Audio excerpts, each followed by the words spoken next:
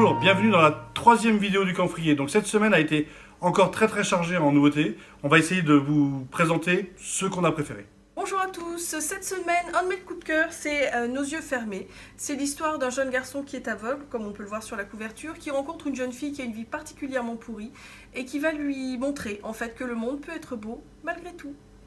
Cette semaine, on a Man in the Windows. Ça ressemble à un vieux film pourri d'horreur, mais en fait c'est super intéressant parce que c'est l'histoire d'un garçon qui va voir son avenir.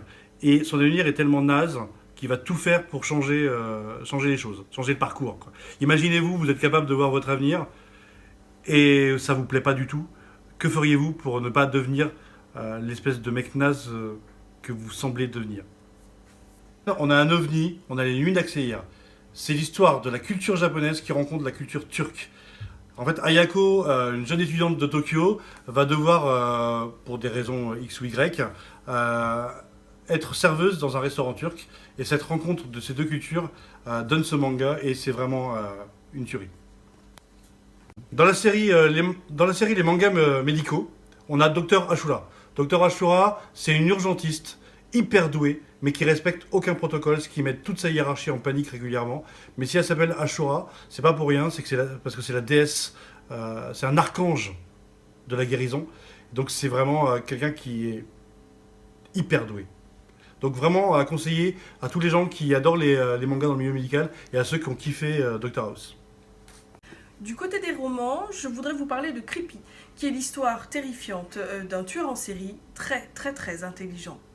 Du côté des enfants, il faut absolument que vous lisiez C'est pas ma faute. C'est l'histoire d'un petit garçon qui va expliquer à sa maman pourquoi il fait des bêtises et il est très astucieux.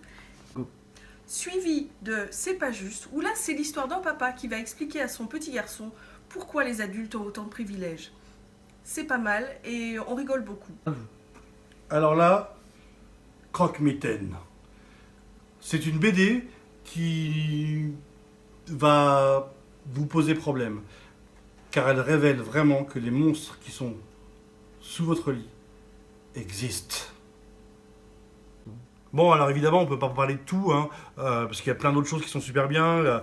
Il y a Pokémon qui vient de sortir aussi, qui vaut le coup. Il y a le 4e tome de Perfect World, qui est une tuerie en shoujo.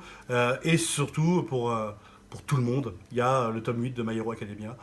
Voilà, j'en parle même pas tellement que c'est évident. Ce week-end, c'est Pâques.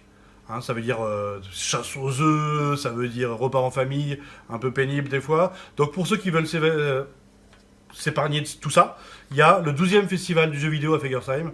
Donc c'est une tuerie, ça vaut largement le coup d'y passer tout le week-end. Putain de chat, c'est un bouquin qui révèle tout sur les chats, mais surtout que c'est des gros connards.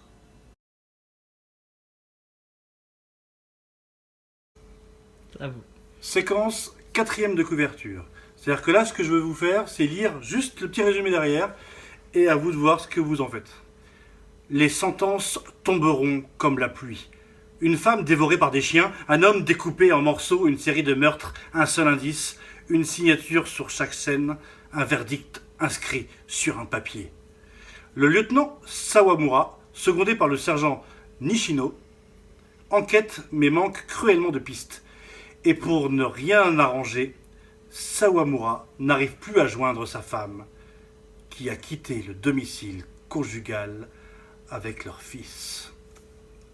Muséum, tome 1, il y en aura 3.